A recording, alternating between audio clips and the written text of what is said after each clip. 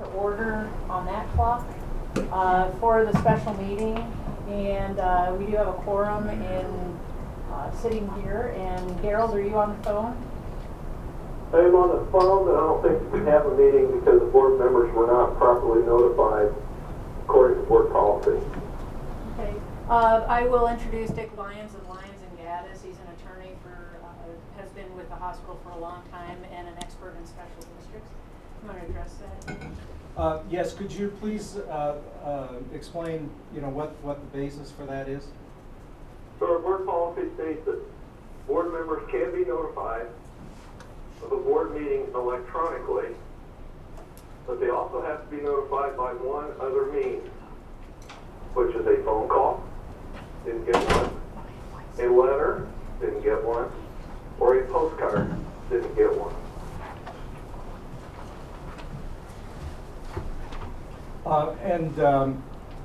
You might ask any of the other board members if they received any other notification other than an electronic notice by email or posting.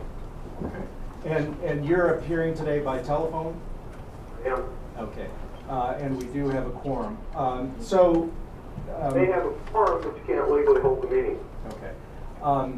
So by state statute, the special meeting can be called by any board member, and the notice of that meeting has to be given to all of the other board members, and the topics and the date, time, and place of the meeting has to be posted 72 hours in advance, and that has been given.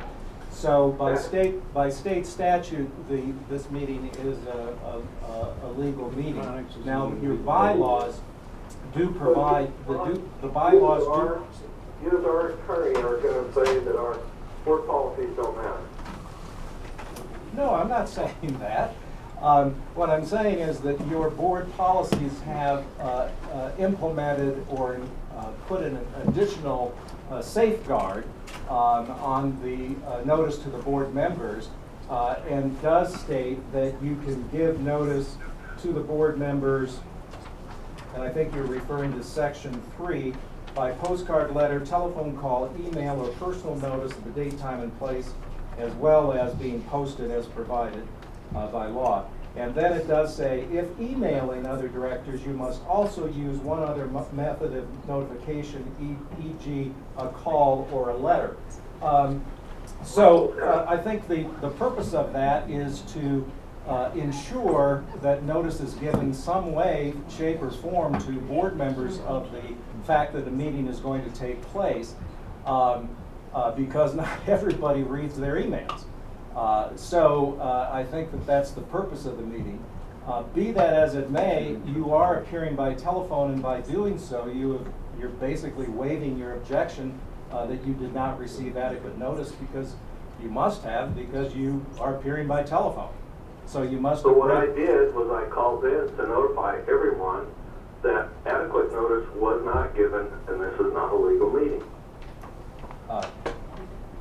I believe the meeting is legal. The question is whether or not you received specific notice of this, and your appearance here today constitutes a waiver of any argument you may make that you didn't receive adequate notice, because you must have, because you're here. So I don't think so, Dick. well, right. You asked for my legal opinion, and I gave it. So. Yeah. All right, so we'll go ahead and move on. The first action, or the first item is Excuse Oh, me. don't we have public, time for public? This is a special meeting. We don't normally have public comment at special meetings, so it was not put on the agenda. I so saw that, but it says called a regular session. I didn't know. Is anybody here that needs to say anything? No, it's not on the agenda, Steve. Nice. It's not on the agenda. Very So we're Just gonna because it's keep not on the working. agenda, you didn't put it on the agenda. I don't know why these people can't talk, can't say their 2 minutes worth. Is there a law that tells them we cannot speak at a public meeting or at a special meeting? The special meeting is a little bit different from a regular meeting. At your regular meeting, you have your established agenda, which does provide for public input. A special meeting is called for specific purposes, and those purposes are frozen when that notice is given. And so you could not add anything on here because that board member who is not here, I guess you do have a board member who is not present, may choose not to appear because it's not on the agenda, it's not important to that person. You cannot raise anything that is not on the agenda that was given for the purposes that were stated in the special meeting notice. Now, that being said, I suppose the board could, you would not be able to take any action, you couldn't, do anything if your board wanted to allow public comment. It would take a majority vote of those present, including, so it looks like you have four members, right? So it'd take 3 of the 4 to open it up to public comment. So I make a motion that we open it up to public comment. Okay, is there a second? Second. All those I in don't see what favor? hurts. All those in favor? I will amend the motion then, if it does pass, that we give 15 minutes to public comment. And we've got business we need to conduct, so, and we would revert back to the policy that we have on public comment. I don't accept the amendment. Ah, jeez. Let's just get it so that they have a chance to say anything that's on their mind. It's like almost the First Amendment of the Constitution. I mean,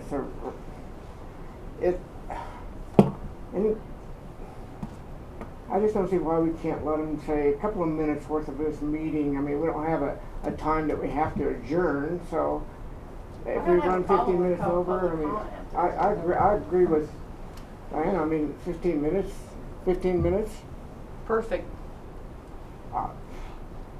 Okay, is there a second to the Yeah. amendment? Okay. Well, we can't, he doesn't accept the amendment, so you cannot amend That's this. true, that's true. So we have to vote on the first one, then we can, if this does not pass, we can have a second one. You're really good on those Robert's rules. Thank you. All right, so we have the initial amendment and a second. No, we have an initial motion. Initial motion, excuse me, and a second. So all those in favor of the initial motion and the second, say aye. All right. Aye. Okay, you wanna make a motion? I would move that we limit the session to 15 minutes. Everybody has 2 minutes to make their, that's what I would. Okay. A total of Do you wanna 15 minutes. second that? So, Okay, so there's a motion and a second on the table for the allowing public comment and limiting it to 15 minutes according to our policies with 2 minutes per person. All those in favor say aye. Aye. Opposed? I'm opposed to 15 minutes. Okay. All right, so the motion and whatnot stands. So we'll have public comment. The policy is that each person who would like to speak needs to get up, provide their name, their address, and Dick, would you be the timekeeper for us? Oh, okay. So each person gets 2 minutes. So is there anybody who'd like to speak? I would like to speak. There's a list of 6 folks. Okay, if you could bring that up, we would appreciate it. We'll give it to Dick.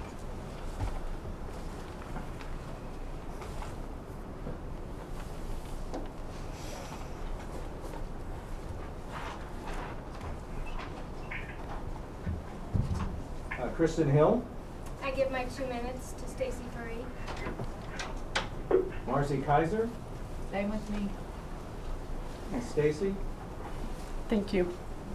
Where would you like for us to stand? The front?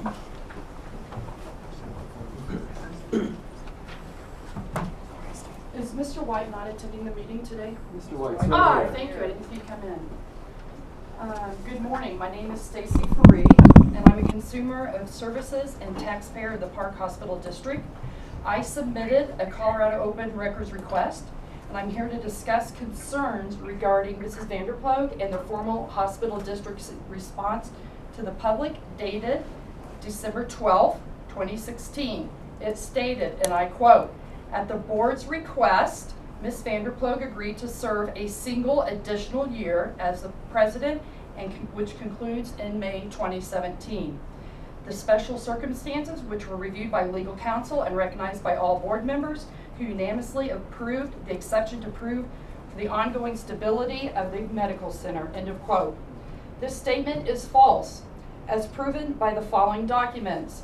In a memo dated Sunday, May 15, 2016, Ms. Vanderploeg emailed Mr. Gregson stating, and I quote, "My hope that the officer election goes well and as planned. If anyone questions my third year as board president, Dick Lyons said the board can waive or suspend that part of the policy stating that a person can serve only 2 consecutive years," end of quote. According to the May 31st, 2016 board meeting minutes, Mr. Gregson failed to tell the attending board members that a vote or discussion was required to waive or suspend the policy. A member can only serve 2 consecutive years as president. There is no documentation that the board spoke of or took action as advised by council. In fact, Ms. Vanderploeg and Mr. Levine didn't attend the May 31st, 2016 board meeting. Ms. Vanderploeg, you are knowingly, according to your own documentation, violating Board of Directors Policy number 3. Mr. Levine, you, being the only person on the nominating committee, supported this violation, and you, Mr. Gregson, supported the corruption, knowing in advance of the May 31st board meeting that a vote was required by law. I will now highlight my concerns with Mr. Gregson's contract. Mr. Gregson's original contract was signed on May 28, 2015 by then Board Secretary of Board, Mr. Levine. There has been 3 contract extensions, May 26 of 2016, July 26, and November 1st of 2016. The 2 extensions impacting this board are July 26, 2016 and November 1st, 2016.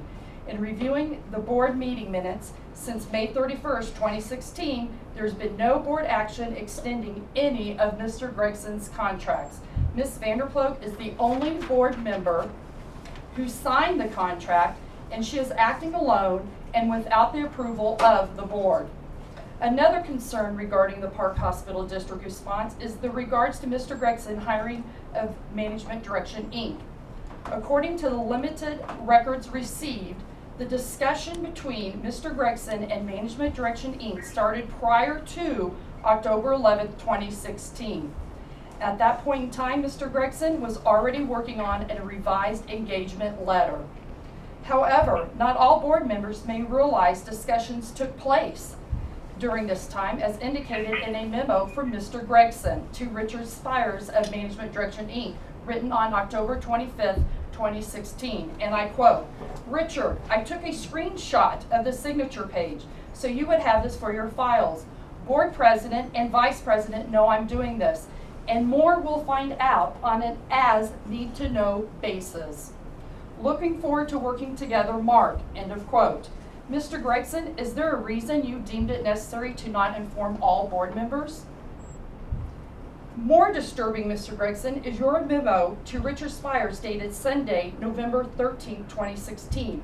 In this memo, Mr. Gregson had a conversation with Richard Spires regarding a recently terminated employee and feels it necessary to list the name of the employee in the memo. This is a clear breach of confidentiality between an interim CEO and a recently hired management company.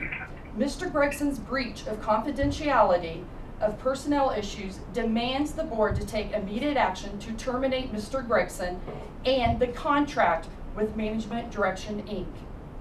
Mr. White, unfortunately, you didn't have the time to attend the December 6th meeting.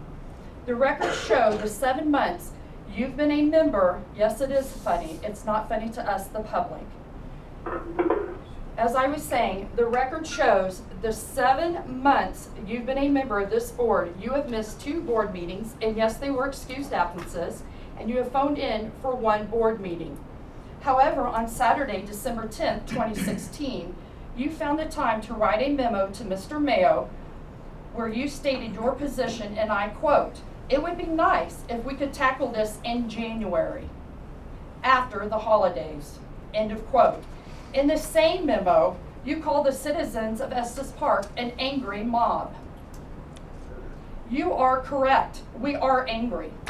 But we are not a mob. We are angry citizens. Mr. White, you are out of touch with the citizens' concerns. We deem your position to be vacant based on section 32-1-9051 CRS number 4, failure to remain qualified for the office because you are consistently absent from this community. The remaining directors need to take immediate action and replace Mr. White. Mr. Mayo and Mr. Murphy, again, we thank you for your continued support.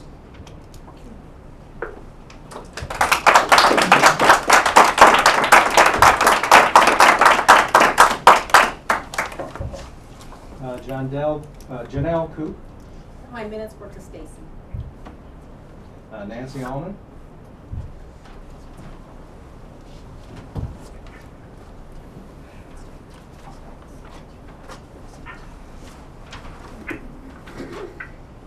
Good morning, my name's Nancy Almond. I'm a 28-year resident of Estes Park, a registered voter, and a longtime patient of Estes Park Medical Center, as is my whole family. I've been involved in board development and leadership for a long time in this community. I am the first to admit that I am an outside observer, and there's much that I don't know and much that I don't need to know. But I've tried to listen and understand all sides of the issues that your board is dealing with. This much I do know. You clearly have made decisions that violate your own policies, whether knowingly or unknowingly. This board is divided to the point, I believe, of non-reconciliation. Sorry, I'm having trouble following my own writing. You may or may not believe that you have broken the law, but you certainly have broken the spirit of the law, no question. All board members may not have always understood their authority, their roles and responsibilities, but ignorance is no excuse. The responsibility falls to the CEO and to the president of the board to make sure all policies, procedures, and laws are followed. That is your job. Dr. Vanderplough, I have one question for you. It's clear there's been turmoil on the board and by extension with the leadership of Estes Park Medical Center under your tenure as president. Your own board members admit that allowing you to resume your role as board president after a stint as serving as interim CEO is against best practice and should never have happened. Your actions have negatively impacted staff and are affecting patient care, no question. Most importantly, you have violated the trust of this community and the incredibly talented and valued staff of the very organization you were elected to support and protect. How, in good conscience, getting to my question, can you continue in your role as president and be effective? Please do yourself, this hospital, please do yourself, this hospital, and our community justice by stepping down from your position. Save us from the agony and the expense of a recall vote, which will have the same outcome, but will cost our community so much more, not just financially. I'm sure there have been many times where you have acted with good intentions. The very best thing you could do right now for this hospital is to resign your position. Other board members, you two were elected to serve the good of this community. I hope that you will look honestly and thoroughly that any role you may have played that resulted in violating the policies and the policies of this facility and the intent of the law. I don't know who among you can be part of righting the wrongs and building back a respected and trusted board, but you do. Thank you for your time.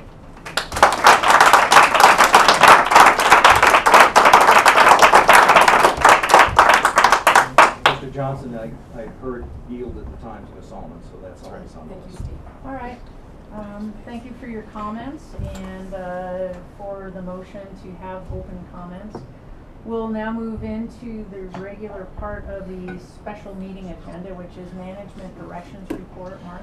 Just an update for you that they're proceeding along with their information, preparing a report that they will present to the physicians next Wednesday at noon. So we want them to have the opportunity to see that report and review that with them at that time. So after that, we'll be happy to make sure it's available to you. But in courtesy to those that are directly involved in that, we're going to do that. I don't think there's anything unexpected or unanticipated. And again, the engagement is meant to be able to be a resource to be able to provide a positive way to be able to show the opportunities and identify opportunities going forward that can make improvement and ensure that quality of care and access is maintained and done in a very positive way. So discussions I've had with them initially, I think they're moving along nicely toward preparing something in a very positive way, but very specific suggestions and directions, and we'll allow the medical staff to have some input and feedback on that first, and then we'll share that with you. So you have the report now? They have the report that they are preparing to make the presentation to the medical staff. So we don't get to see it before the medical staff sees it? Well, that just is courtesy for those folks that are actually going to be involved directly in it to do that. So that's the intent, is for them to be able to do that. They are presenting the report next Wednesday to them. Yeah. I'm sorry, Mark, is this courtesy to who? The medical staff, so they get a chance to see it first. The doctors and providers that are involved in the questions and discussions, so they get a chance to review it, discuss it, provide any input and feedback, because it's kind of operational in a sense, so they get a chance to have that conversation. Well, I just think it's odd that we don't have that courtesy to see it. Shouldn't the board of directors see everything first? I mean, on an operating basis, that's not necessarily the case, because that's really kind of an operating document and plan that we're working through with them to do that. So that's not unusual at any stretch of the imagination. And in fact, it's better to do it that way because they get a chance to be involved and give feedback and input, so that report, if it needs to be refined, modified, or done so, can be done so with their input and feedback too. So, yeah, okay, so we don't get a chance to revise it or anything? You will too. else? You will also get that feedback, but we want them to have the courtesy to have that feedback and input What do you first. That's all it think, is. That's not a legal issue, that's Okay. just an internal matter of who sees it first, I suppose. You, Diana? Pardon me? What do you think? I think letting the docs take a look at it first. I think the part of the issue is if we see it first and we just dig into it, it is operations. We probably shouldn't be too involved in operations until it gets to us and they've had the opportunity to be able to review it, because I don't know if they'll want to tweak it some or say this may not be quite accurate from what you observed. We would prefer to give you more information, that sort of thing. Personally, I don't have a problem with waiting until the docs see it, because it is operations. It's a consulting firm working with the CEO and the docs. So I think when it's appropriate for us to see it based on their input, I'm comfortable with that. I just have a not comfortable feeling with it, just because in past times we've been told that we would see stuff and we never got to see it before it went out to whoever it was supposed to go out to. But Like what? like the contract for the docs, we were supposed to see a copy of it before it went to the docs, but we didn't. And well, we're not supposed to talk about personnel here, so I'll leave that one out. But there was one time when I personally was promised to have the documentation of a meeting, and so that I would leave the meeting, and then the next day I asked for the documentation and it wasn't given to me for some kind of reason. I can't remember why, but anyway, those two things. So Okay. so I understand what Okay. you're saying, and that makes sense. Is there a reason with this one you would like to see it first? Again, I no, think it's just the fact that it's it operational. seems to me like we should, as a board, we should probably get most of the things like that first and look at it, because we are ultimately responsible for everything on campus. So If that's all. If somebody came in to review the lab, you would want to see that before the lab saw it? What do you mean if? Give me a real life, don't if. You know, you Well, can no, if no, your no, way I'm in and out saying of that anything. if it was some other port,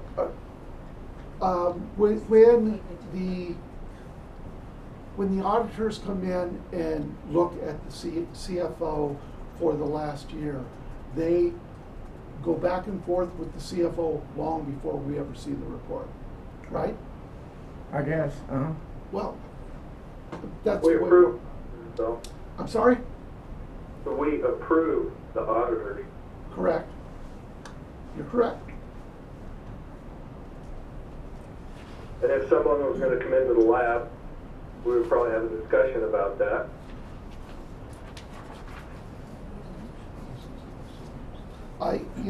If I could go either way on that, I mean, it really, I don't feel the need to see it before the docs do. I think courtesy is a good word. for that's it. fine, Chuck. But if you want to see it, I would have no problem seeing it. It just seems out of order for me somehow.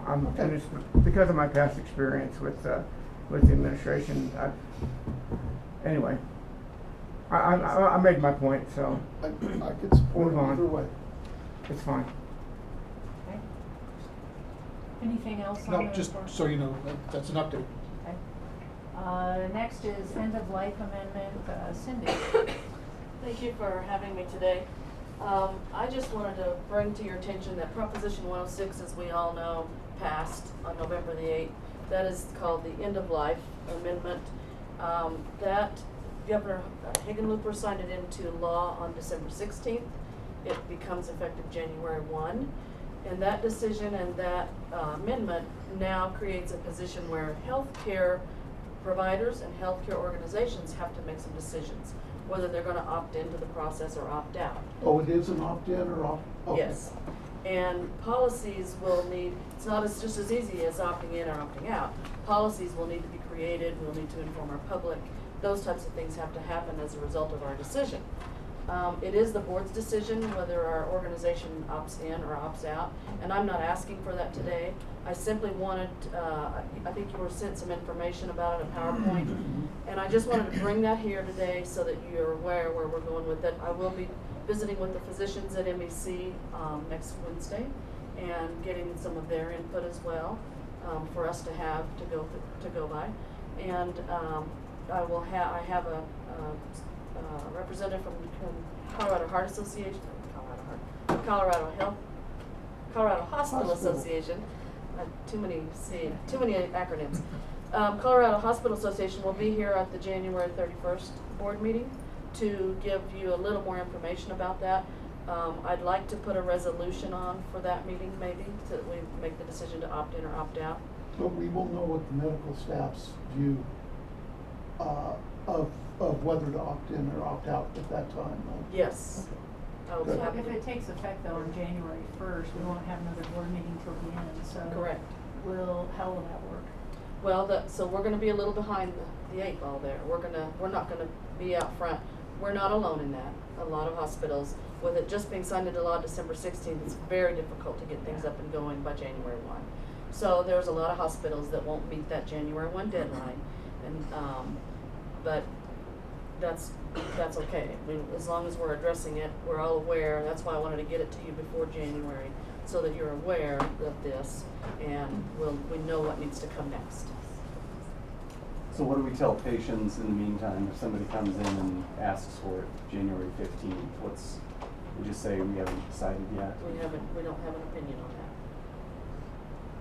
that. Cindy, I don't think I got that PowerPoint. Could you resend that to me? Certainly. Gerald, it's actually a PDF that's in the It's in board your folder. It's in the board folder. I'm looking at it right now. I saved it as a PDF so it was easier to view from there. Anybody have any questions? Gerald, do you have your iPad with you? I'm sorry? It's in the house. I don't have it with me right now. No, I mean with you on your trip. Yes, I do. Okay, so you can, it's just in the folder. If you don't have it in the folder, please let me know and I will send you an email with that PDF. Thank you. The Critical Access Hospital in Aspen, or the hospital in Aspen, they came out right away and said they're opting out at this point and they'll deal with it later, so that they had a decision made before January 1st. Some hospitals are doing that. I started this discussion in MEC and there was some mixed feelings about it, and they wanted to talk more about it. So that's why I haven't brought it forward. So would it, For a I guess, resolution. would it be fair to say that until we decide on it, we are essentially opting out for the short term? You can say that, absolutely. As a board, that's your decision. Do we need to put it on next month's agenda? Probably. It is, Okay. yes. This is important stuff, isn't it? Oh, Yes. it's real important. That's what I thought. There's a lot of decisions to be made, and Yeah. there's a lot of emotion that surrounds this, Oh, yeah, this law. for sure. And people have definite opinions one way or the other, so. How does it work if we have varying views of medical staff? Do they get to opt in or opt out if the hospital decides to opt in? Nothing, so far in what I've read tells me that for sure. Okay. But the way that it reads, it sounds like the board makes a decision on whether the hospital opts in or opts Yeah. out. If you opt in as a hospital, it only means that you will allow patients to take the pill in the premises of the hospital, inside the building. Physicians who opt in or opt out have the decision to make whether they're gonna participate in writing that script or not, to be the one that writes the script. So I believe they can opt in or opt out regardless of what the hospital does as an independent practitioner. And didn't it say also that most people who go this route tend to do that at home anyway? Yes, yes. Yeah, 2%, in Oregon, 2% of the population in Oregon actually have requested the pill in the time that they have, or annually, in the time that they've had this law on the books. 0.2% have actually taken the pill. So, and most of those do it at home. So just so I'm clear on this, if at the next meeting, we say that the hospital is going to opt in, that does not obligate any of our providers. I'll know that answer by then. Okay, 'cause I really need to know. Nothing's very clear about that in the documentation currently.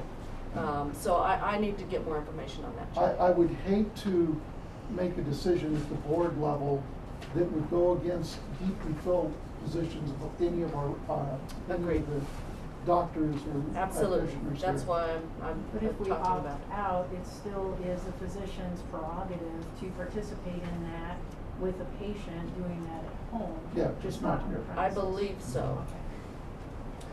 So theoretically, Cindy, if we opted in, a patient could come from somewhere else, some other state even, which we have a lot of those people, but the pill would have to be administered at our hospital, and then once they have they're in possession of the pill, then they can leave and go home. Actually, no. The way that works, Gerald, is if you opt in, that just means that any patient that receives the pill from their provider could take that pill inside our building. Okay, and then we would provide for care for the end. Yes, and an important note here is there are several, as you'll read in your PowerPoint, there are several steps that patients have to go through to get this. It's at the very least about a 45-day process before they get the pill, and there's all kinds of hoops they have to jump through for it, and the patient has to be able to take the pill themselves. No one can administer that pill to them. So Okay. if it's a long process, that would seem to obviate us being turned into an end-of-life mecca that people came from all over the country that wanted to end their own life just to come here for that. I mean, Yes, that's certainly not something we ever want to be correct. associated with. Okay. Correct. Oh, that's creepy. The other thing you have to It's real consider, though, creepy. you have people from all over the country that think this is the most wonderful place in the world, and they vacation here for most of their life, or they've owned a house here for half of their life, and they may elect to choose to come to Estes Park to do that. Yeah, but they wouldn't be able to come in on a Monday and end their life on a Wednesday is what I was Correct. hoping to to get around, because we certainly don't want that happening. Correct. I think there's an abnormal high rate of suicide inside the park. I've heard that. Yeah, I guess I can see that. All right, any other questions for Cindy on this? It will be on the agenda. Yes. Thank you, Cindy. A lot more needs to, a Yes. lot more. Thank you. All right, Thank you, Cindy. Okay, November financials, Mark. Yeah, so as Lindsay calls them up here, since we have a meeting, I thought I'd at least share with you how we did in November, so we can give a quick snapshot of that. I don't want to go too much time over it, other than you can just look at the general statistics. Days receivable are down slightly, 52.9. They'll keep coming down. We're still working through processes there with the systems that we put in place, but you can see cash is up 218 days, so we get closer to that 225. It will go down a little bit here before the end of the year because we make our loan payment of $1 million plus. That'll take a few days out, and then we'll rebuild back up a little bit. So December could be lower just because of the fact that we'll have to. Well, it will because we'll make that payment. But that's the payment that is substantially better than it would have been, given the bonds being refinanced and changed to a loan. So that's How much is it now? it's we save about $300,000 a year. I remember that part. Yeah. So it's a very nice savings Yeah. for the balance of the loan mix for the period of time. So 15 it's about years. 15 years. So it's about 1.5 million. So we end up picking up for. Thank you, Ryan. Yeah. Yes, and Ryan had a lot to do with that. Thank you, Ryan. Yeah, thank you, Ryan. So margin and total margin are continuing to operate close to where they were. If you scroll down to the bottom of the page, that last statistic is the one we point to as the other one beyond the 90 days cash on hand for the loan covenants. Is the 1.25 for the debt coverage ratio, which is was over triple what that needs to be right now. So we're in good shape on that. So if you go to the next page, please. Monthly financials. Revenue was good. You can see 6.2 million on a budget of 4.6. It was very busy November as far as Novembers go, and historically, and deductions of bad debts a little higher, but so is the revenue. So it's not in proportional. And so as a result, we ended up with net revenue of about 3.4 plus $1 million on a budget of 2.6. So that brings us almost right in line with last year's actual and very close to budget too for the month. So the total operating revenue number of almost 6 versus 2.7. So you can see there we actually are very, very close to the numbers for the year. All the total expenses categories, 3.5 on a budget of 3.6, a little more activity and volume. So that's to be understood in some of the categories. So the impact is that we actually made $1,000 for the month, which doesn't sound like much, except we were budgeting to lose $650. So that's a $650,000 swing as to where we would normally be this time of year. These are the months where we just don't do as well overall, and it's just not as busy. But we had a busy November, relatively speaking. So, so as a result of that, you can see we're at 1.9 in the margin, 2.6 last year, because last year was still very strong for a couple of issues that were going on there. But compared to budget, this month we've actually then passed budget number. So it was 1.6, even 1.9, and then if you go down to the number that includes the taxes, then the loan interests, where the month was 261 versus a negative 500, and 3.7, almost 8, and again that's not too far off of where we were last year even, and then also substantially better than budget at this point. So good November. We also believe December is looking at least what we would expect it to be, and in fact we've got a couple more pickups that'll occur. We had a prior year settlement report. I think we're going to get the check before the end of the year, but a 2014 Medicare report that'll be ruled in our finalized in our favor to about $138,000. So whether we get the check by the end of the year or not, that may end up being booked. So there's a couple other things. And then we've got this healthcare account that the benefits expenses is just coming substantially less, and so we're over reserved there. And I had a conversation with the auditors even this week on okay, here's where we are, here's where we think we need to be. So we will actually get that closer to what the reserve is they're comfortable with too, so we have a better picture before the end of the year of that number and not make an adjustment in March to true it up, so that there'll be very little hopefully true up when it comes to the final audit being presented to you in March, April, I guess what it usually is. So do you expect any looking good. substantial changes in how they approach it? Or No, we've had a good discussion with them so far. They actually have met with Laura and gone over preparing to look at work papers. The transition is this, the accounting world, basically Bailey forwards to them work papers, and so they try and incorporate and use that as much as they can. And their first meeting here is in a couple weeks to meet with Laura, and then so they'll start moving along pretty quickly to have some preliminary discussions on the work papers part of it. But they're very good, and they've done a good job. Last year was a very clean audit, and this year I don't see any reasons why you wouldn't plan to see the same. Again, we try and lay out stuff in advance in front of them so that we could get it incorporated and get a ruling from them before we close. You still have through, mid to late January to have those discussions with them to make sure that your final year-end numbers are as close to as it can be to the final numbers that they will provide on their audit report. But I would not anticipate any major differences there. We also knew we had there was a YMCA long-standing issue with Larimer County on taxes that got settled in their favor, which I don't know if there's news on that or not, but since we are one of the ones that got benefit of those taxes, then there is an amount that we would have to pay back through those taxes.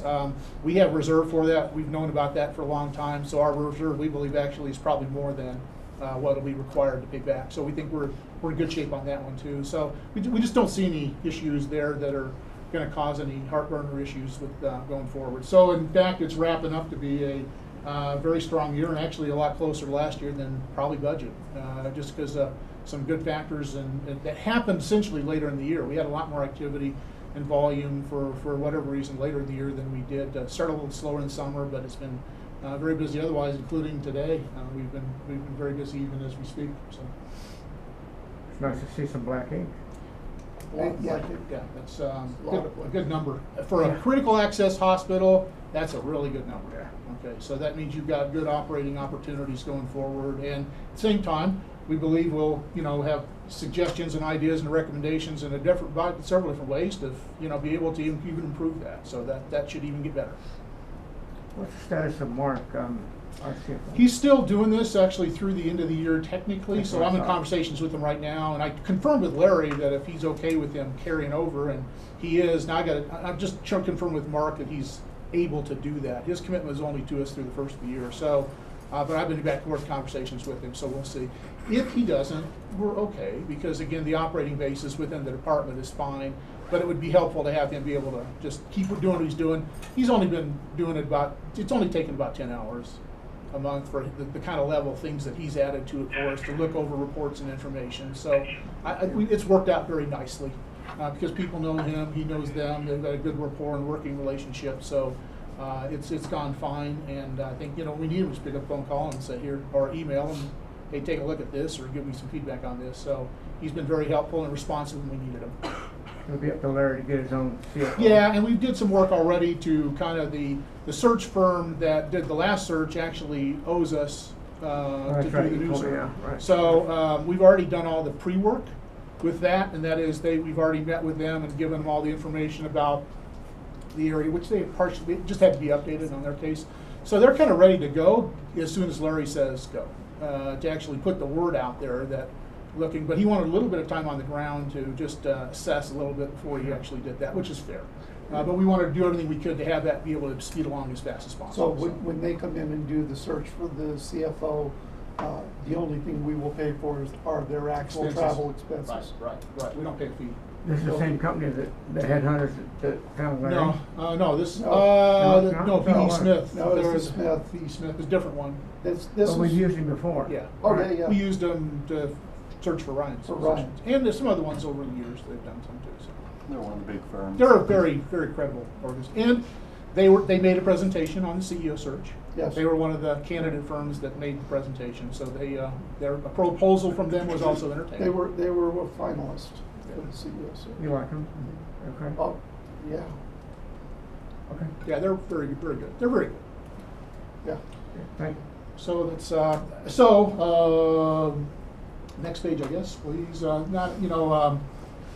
Only noteworthy here is cash is $10 million, and so as a result of that, then because we signed that Colorado CoSafe agreements, then we'll be working with the logistics of being able to place some of that cash through that network, which allows us to make some money, not much, but I mean, maybe 30,000, but 30,000, 30,000. So it's Where just would because we're that, restricted. once we move money from cash to the Colorado Save, how would that show up on this sheet?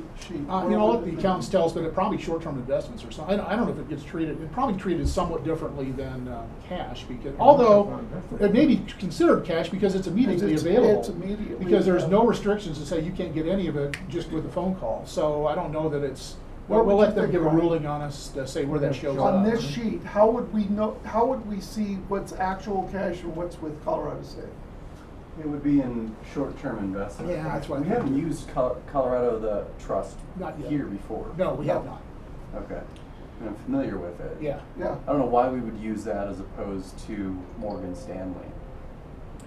This for cash, This so is, this is straight up cash. immediately liquid. 100% immediately Cash liquid. only. So you're right, two things. One, there's an opportunity to flip more into the Morgan Stanley because with that, the cash there, so there's an opportunity to do that. And then your cash, you can even take your cash down further than you may be comfortable otherwise because you're gonna get some interest off of it at least, but still be rapidly available.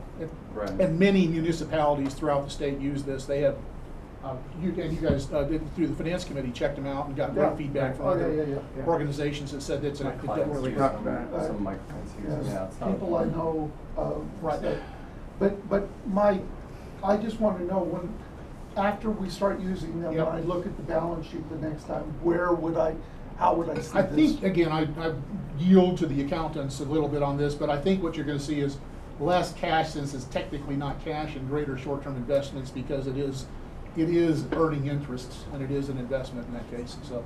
But, we'll get them to give you feedback on that. Okay. All right?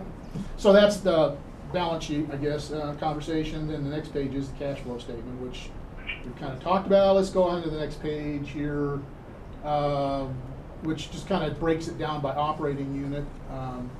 And we give that to you just to say, here's the kind of distribution of, turn your head sideways. Sorry. There you go, no problem. Okay. So, we're very close to budget, if not on budget, with just about all the enterprises. I mean, we still believe the nursing home, we're only running a census of about 33 right now for a variety of reasons. We think that can get, back up over time. If we're running in the mid-40s, we believe it's break even. So it's a volume issue in terms of opportunity. And they do a great job there. So I think it's a matter of just, marketing it and really making sure more people know that it's available. So we think that number will continue to improve. And again, the clinic numbers, we think there's opportunity. That's what folks will be presenting next week to talk about what can be there. It's better than budget, but the opportunity we think is even better than that. So there's that. And so this number totally just breaks it down and it ties right back to the first page to show you where that total amount down at the bottom, the 4.1 is what you saw on the first page or second page with the income statement. But that's a little more detail about where is it and how it's distributed among the enterprise. So the next page are just quickly the graphs. The one is the AR days, or no, this is the cash days. And this one, you can see just continues to go up. Although, like I said, I will give you the caveat, you may see it dive a little bit there, and it's it'll be days, it's not enormous, but we're also still having a good cash month in December too, so it may not move too much, but that's still very good and continue to show great improvement because you can see almost each year doesn't touch the prior year, so that's very, very good. Next one, and then as we talked about AR, and that's just this graph on that. It's kind of below that average line, but we're pushing it back down in the 40s. I think it will ultimately get in that mid-40 number. But we had some more logistics in just January we're working through with the new agencies, new firms that are working with us to kind of place the funds and get them all collected. So blue is average, Yeah. it's not our target. No, our target we think should be in the mid-40s. So Yeah. Ideally around that 45 line. You can see you weren't too far off of that on a couple times here over the year.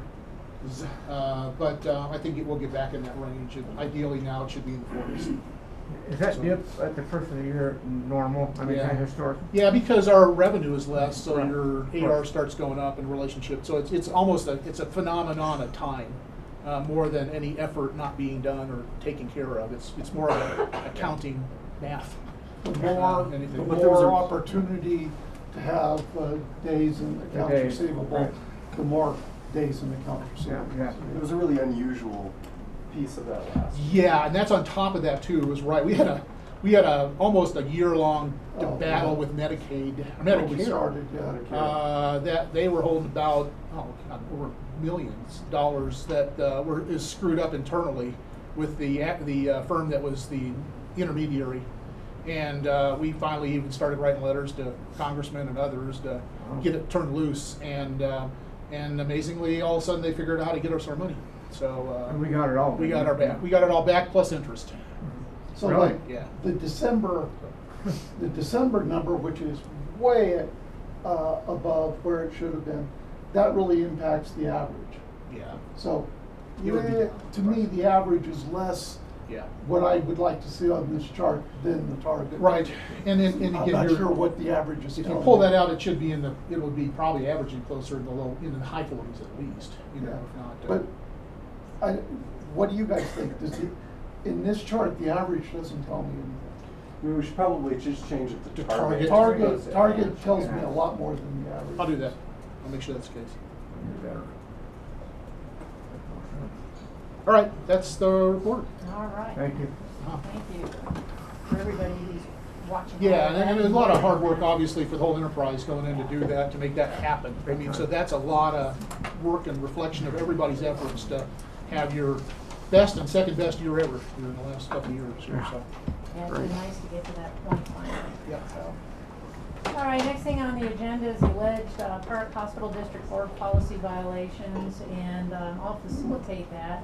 What we did was we took the petition or the letter from the last board meeting and thought we would address it point by point. So we did that with legal counsel and other folks.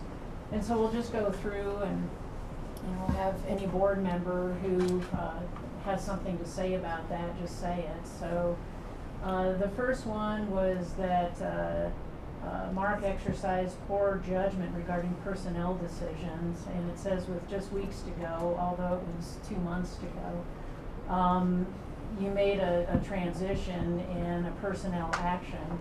And it talks about that, people don't really care about the facts of the personnel action, they just care about perception. And I think it's important for people to understand that in our policy, the board delegates to the CEO for any hiring and firing other than physicians. And he didn't have a responsibility or a need to come to the board to talk to us about anything. He had the delegated authority to do what he needed to do. We do think the facts do matter. Mark came to the board to inform us because this was a high-level position. The full board had knowledge and supported Mark in that decision, and yet he didn't need our permission. We never voted on it because he didn't have to have that, nor would we have done that. We tried not to micromanage in those kinds of positions, and obviously we delegate to the CEO. We need to delegate to the CEO. Otherwise, we'd be in here having meetings all the time. And but I think it's important, and maybe you could weigh in on this, on just in general on terminations, kind of what goes up to a termination and what CEOs need to keep in mind and how that works. Correct. As a district, we have a little bit higher standard than a private employer with respect to terminations. So they cannot be capricious, wanting, without reason. There has to be some legitimate reason for that, and I presume that the CEO did due diligence with respect to this personnel matter. It's difficult to talk about in public session because it is a personnel matter, but the CEO, I've been assured, did go through the HR process, the standard process of evaluations, reviews, counseling, etc. In this matter, and so it certainly was in the province of the CEO to make that decision and inform the board of that decision, and I presume that Could you speak up, please? without reviewing the personnel file itself, but just knowing the processes that were involved, I believe it was a legal termination. All right, thank you. The second one, it just has to do with Mark as an interim and the contract with the board. And, you know, you might, Chuck, want to give some background because you and Rick Beasley were the ones who actually went through the process to figure out who our next top 3 candidates were going to be for the interim. So that might be helpful for people to understand, and then we'll get into the contract. Well, Rick and I were the committee that evaluated all of the applicants for the interim CEO job, and when we interviewed to get down to the top 3 before we brought them to the board, we let everybody know that this was not just someone that was going to come in and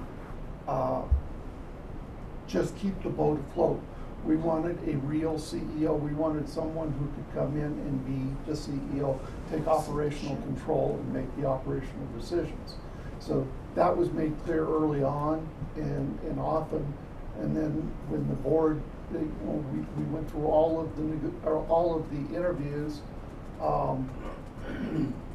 We felt that Mr. Gregson gave us the best combination of experience, and he was available and ready, willing, and able to come in and do this work. He knew it wasn't probably going to be a real short-term deal.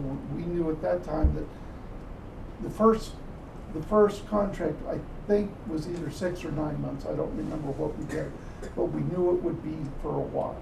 So we told him we wanted him to come in and be the actual CEO for a while. Do you want to add anything to that? It's not unusual, and that's the intent. That's always my intent on these engagements, is to do those things that need to get done on an ongoing basis, and treat it as if I am going to be here the rest of my life, and do those things accordingly. But in any case, it's an opportunity for me to even give some feedback and some suggestions and some ideas that I get from just being in a lot of different places. This is my 12th assignment in the last 11 years, so I get to see a lot. And there are small, medium, and large, urban, suburban, rural. So, and they've been very happy, as the results. So the consequences are, the chance I get to share it with you, and I think we can, as I shared that kind of information with you at the last meeting, I think there's been a lot that the team has continued to do here over the year that is continued to help the organization be very, very good and continue to be very good at what it's doing, and made some improvements here and there on things. But working with them to do that, I don't do it, they do. I really help facilitating them to be able to do the things that need to get done. And I'm grateful for the opportunity and proud of what was accomplished. And I think as far as extending the contracts, it's usually done by consensus. And I think the last one that was more contentious was when we were discussing when Larry would be available. I think it was in September we were talking about. It could have been a later meeting, and we realized he wouldn't be available until January 15th or 16th. We immediately all turned to you and said, can you stay? And you said yes, and everybody was fine with that. We didn't take a vote. We didn't need to take a vote. We did that by consensus. Nobody objected. So Was that at a public meeting? yeah, it was. I think it was at a public meeting. Yeah, because it was. I think it was our October meeting. So. Well, what was to extend his contract? Yes. Was that a? So the last time I remember the board discussing extending Mark's contract was through October. And then we realized that Larry, after negotiating with him, would not be here until January 16th, I think it is. And we turned to Mark and we said, can you stay? And he said yes. And we all said good, and everybody was fine with that, so. We all didn't say good, Diana. Well, maybe you didn't exactly say good. The last time we extended Mark's contract as a board was through October. That's not accurate. Well, where's it in the It is accurate.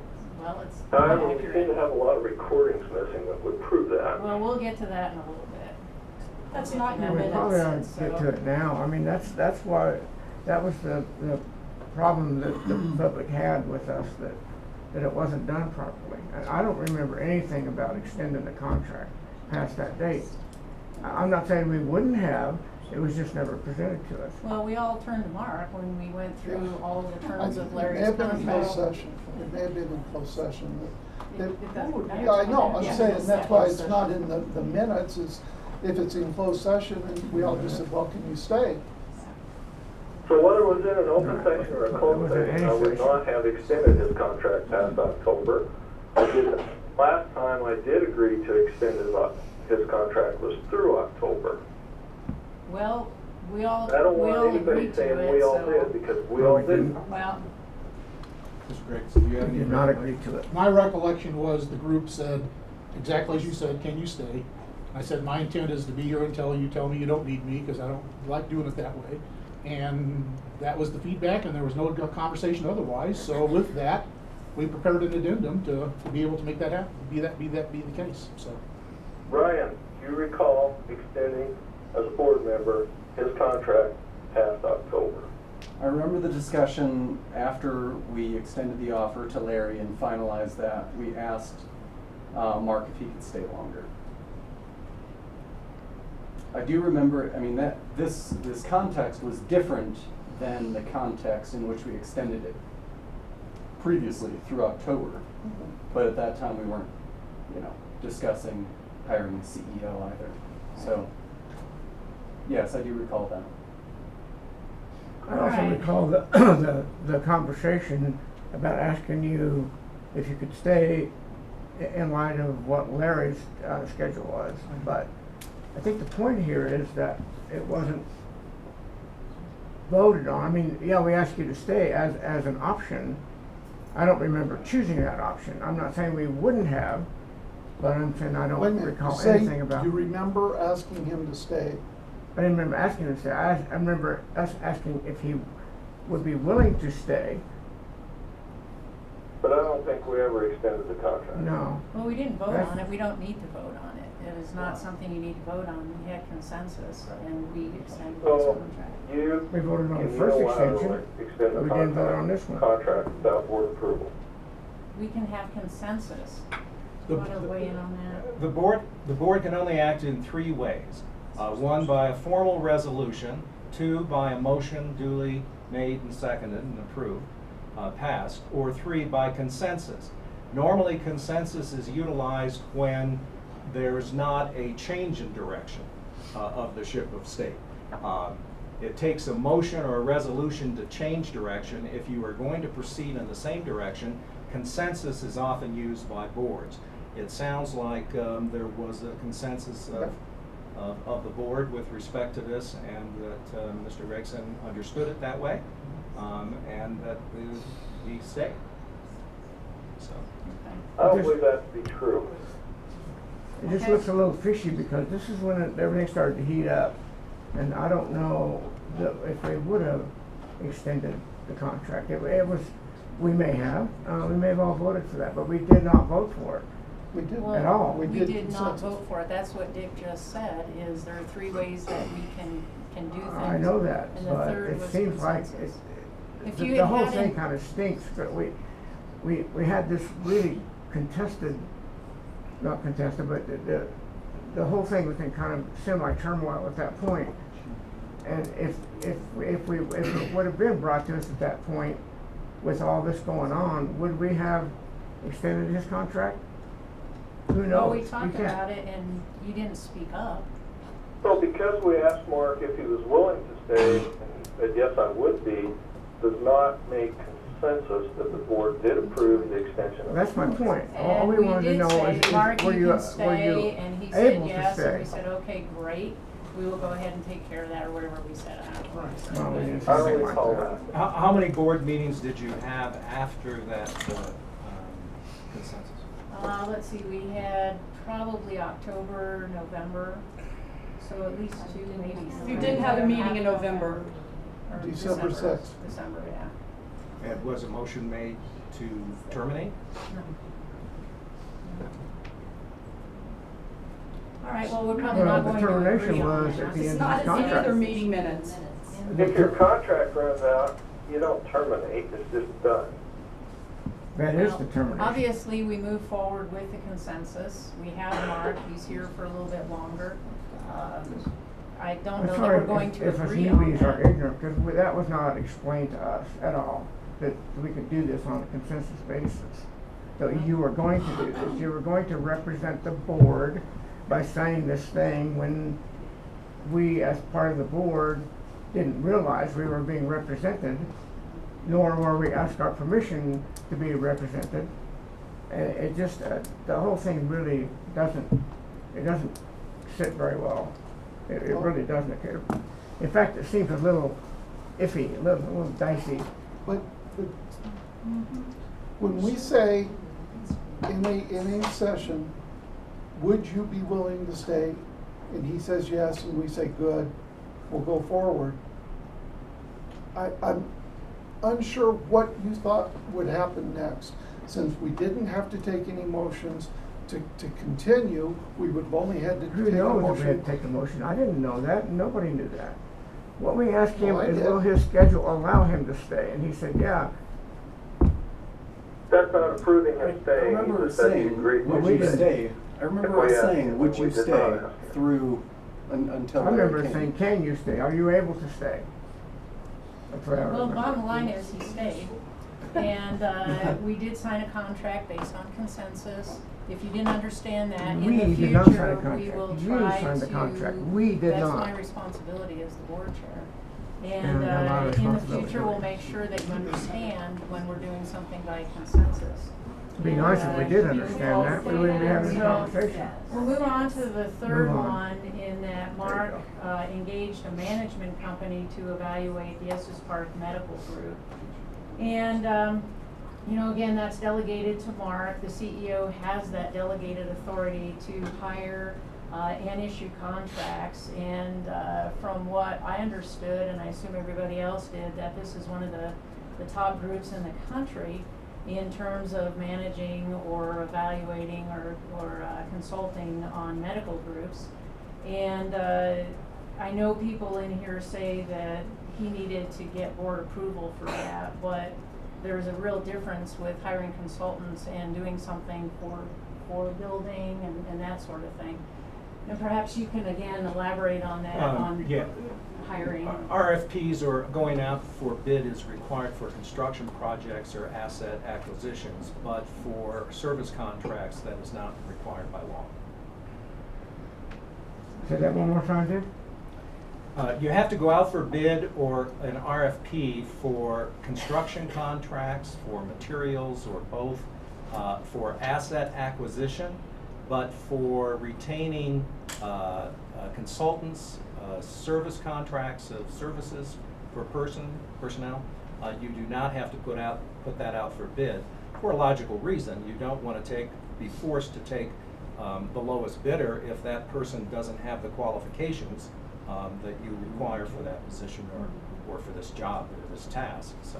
Yeah, I understand not putting it out for bid, but doesn't it seem reasonable that we would be asked, the board would be asked, or told or informed of these people, who they are, why they're coming, how long they're gonna stay, how much we're gonna pay them, all that kind of stuff? Shouldn't we be privy to that, or not? We don't need to know that, right? Well, that's based upon your relationship with your CEO as to what information There you go. flow back and forth between the board and the CEO. But the phrase micromanage was raised a little while ago. You know, if a board is micromanaging, they would want to approve that, know all of those things, etc. If they're not micromanaging, if they have delegated the day-to-day operations to their CEO, then it would probably, and the normal custom would be just a report back by the CEO as to what actions he has taken with respect to that issue.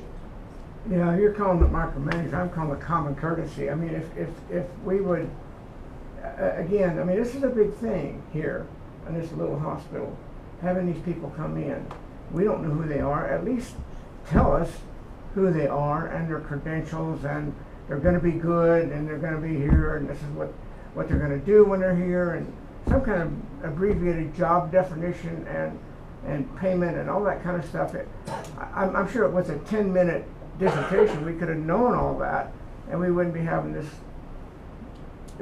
conversation now, but all of us went into this blind. I'd never heard that name until about a week ago. I mean, that name of directional management, or whatever I it is. agree, either did I. But I'm that's sorry? okay, I mean, we knew that, I say it's okay that I didn't know it because I'm not, that's operations. We knew that somebody was coming in, we knew there was somebody that did this for a living, that they go in and they look at I know things like that, this. Chuck, but this is where the hot button comes in. I mean, this is a big deal with the dismissal of this department head and all that. I mean, and then we bring in somebody. Wouldn't common sense tell you to get everything out in the open and everybody knows what everybody else is doing, so that we can answer to the public when they ask them, well, what's going on? Well, sorry, I don't know. Well, why don't you know? You're the board, you're the director, a director. It just doesn't seem, it seems, I hate to use the word underhand because that doesn't fit here, but close. I mean, it just seemed like it was skated over, and for a reason, I hope not, but I think, Steve, what you're saying is in the future, and with the new CEO coming on board, you may very well want to have the board sit down and identify those issues that you are reserving or pulling back to the board's authority rather than complete delegation. And it sounds like that you do have some concerns on several of those issues. If so, the board is certainly within its authority to pull back and list those with the new CEO and say, these are the things that we want to be advised on first before you do that. Those would be we'll do that now that we know to do that, but we didn't know to do that. It's just that when I asked you, you and I had an impromptu conversation. I said, who's going to come in to do that? And all I got from you was, well, they're acquaintances of mine, they're superstars and they'll do a good job. And that was the end of it. That's all I knew. And maybe they are superstars, I don't know, but it still would have just been a whole lot easier if everybody would have said, this is who they are. I've already been over that, but I mean, if you could just be a little more open about it, because it just seems so, we'll smooth it over. This is a big deal here to the staff, to the public, and we'll just, the less you know, the better, type of thing. I think I'll reiterate what Chuck said, is we did know that a group was coming in. What the name of it was, I don't know that I knew the name either, but we did know that a group was coming in to assume responsibility. I didn't know a group was coming in. I don't know if it would be one person or if somebody in the staff is going to move into that position. Well, he had I had told no us idea. that we were gonna have consultants coming in, so I think we all were aware of that. The detail of it, I didn't know if it was Maybe I one or was two sleeping, people I or don't whatever. know. It's possible. Next one is the meeting minutes. We're Not not there very yet. clear. On the May 31st meeting, something about you making a motion to adjourn from open session to go into closed session, and we don't ever make motions to go out of open session, except for at the very end we make a motion, or we just adjourn the open session. And there wasn't a motion to go into executive session, and I don't know how to respond to these. Obviously, you don't need a motion to go out of regular session. The process to go in and out of open and closed sessions is pretty clear that we follow. The process is basically we adjourn temporarily from open session. We read what we're going into the closed session for. We do have a board member who doesn't really follow that very well, but we're trying to correct that, and then we make a motion to go into closed session based on those issues. We get a second and we take a vote to go into closed session. We're in closed session. We do what's on our closed session agenda, and then we adjourn from closed session. We go back into open session, reconvene, and then at the end of that, we close and just adjourn from open session. The next part of this is, it appears there are a lot of matters handled in executive session. I guess my question that's probably the most concerning of all the things listed here is based on what? People making assertions like that, my question is, are those tapes out there that people have listened to and you don't understand what our role is in closed session, or is that information being shared from board members? But we do have a board member who always makes a motion in closed session, and the rest of the board usually says, no, I can't vote in closed session. So we are hoping that that gets corrected at some point. Let's see, I don't know how else to address that. Perhaps you'd like to mention something about what your concerns are. No, I have no comment on that. Okay. Anybody else? I'm just not well enough versed on that to give you comment now, but I'll get you one. Let's see. My comment on that is we had training on what we're allowed to do in closed session. We've had conversations when we're in closed session on whether it should be closed session or open session, so certainly something we're aware of. Yeah. Things have been brought up in closed session that had no business being in closed session. We stopped it immediately. I said, we can't talk about this in closed session.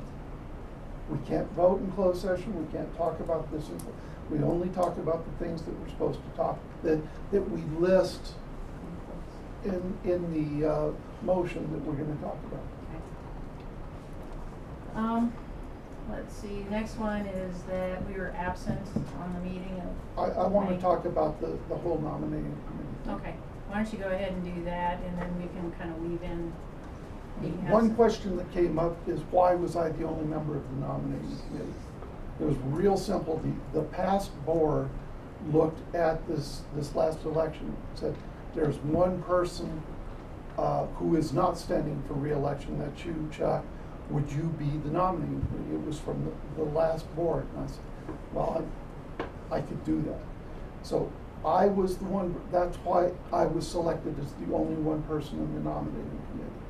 I went through and applied what I thought would be right for the nominating committee. I interviewed everybody and made my recommendation. I had full desire and I thought I was gonna be here at the May meeting. That was right after Memorial Day weekend, and on Memorial Day weekend, I turned 65. One of my kids in New York said, please come out and let's celebrate in New York City. So, sorry, I went. And I had to miss the meeting. Right before I left, realized I hadn't given a nominating committee report. So I sent Mark a nominating committee report. I forgot to include in there what I was going to say to the whole board, which was we need to acknowledge that we're violating our own rule. I asked Diana to be the president for one more year because she and I were the only two with any experience on this board. And I'm never gonna nominate myself to be president of the board. So I nominated her. We checked with the lawyer to see if it was good. I was gonna bring that up. I wasn't there. I forgot to put it in the memo. That's on me. That's on me. I totally forgot to do that. And so if it wasn't said at that meeting, that's on me. But I will add that, and I went back and looked for my notes on the orientation in May that we had before we had that board meeting. And in two separate places, we did talk about election of officers. And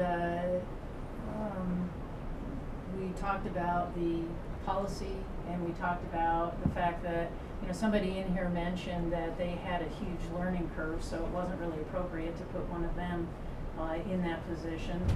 I know I declined when you first asked. You did? And didn't really want to do it for a third year, but I relented, and I guess no good deed goes unpunished, as they say. But we did talk about it, and we did talk about when the slate was presented at the upcoming board meeting, it would be overriding policy.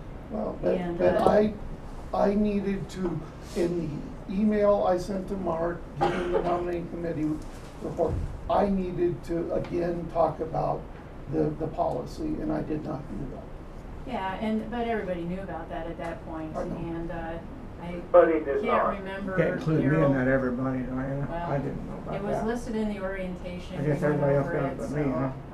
now. At no What can I point say? in time ever was I made aware that you were going to be running for a third term. Well, we talked about it in the He orientation. did not talk about it ever. And you keep saying, we, the board, we did this, we did that. I was at the meetings, Diana. We did not ever, one time, discuss the fact that you were running for a third consecutive term. I did, when I talked to Chuck, volunteer to be the president 3 times during that conversation. Yes. And I was informed that I was going to be the secretary. I didn't really have a choice. You were informed that my recommendation to the That's board, not what I consider being informed. you were informed that my recommendation to the board was going to be that you be the secretary. That's what I told you. And at any point in time, Chuck, did you tell me that Diana was running for a third term? I told you that I was going to be nominating Diana for president. That wasn't the question. You know, I probably didn't do it then, no. And it was going to be brought up, you know, like I say, you can blame me and you're fully justified in doing that. It would have been, had I been at the May 31st meeting, we certainly would have discussed it, and I forgot to put it in the memo. Totally. Ryan, were you aware that Diana was running, excuse me, for a third term? I did not know how many terms she had served, no. So, Steve, were you aware of the fact that Diana was running for a third term?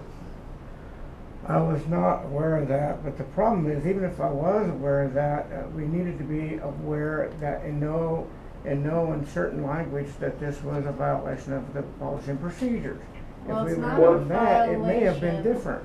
I'm But it going may to not have request been. a little comment from our attorney. Anything like that, you know, that we He's would. insistent It's not a that we have- violation of the policies in that you were informed at the orientation that this was happening and then the slate was presented.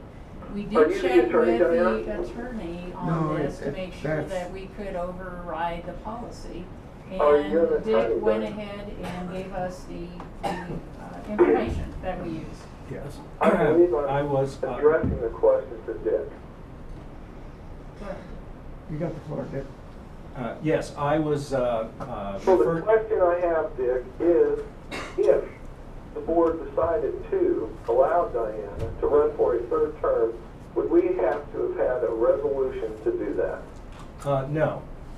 You may, by action, modify your own policies by action.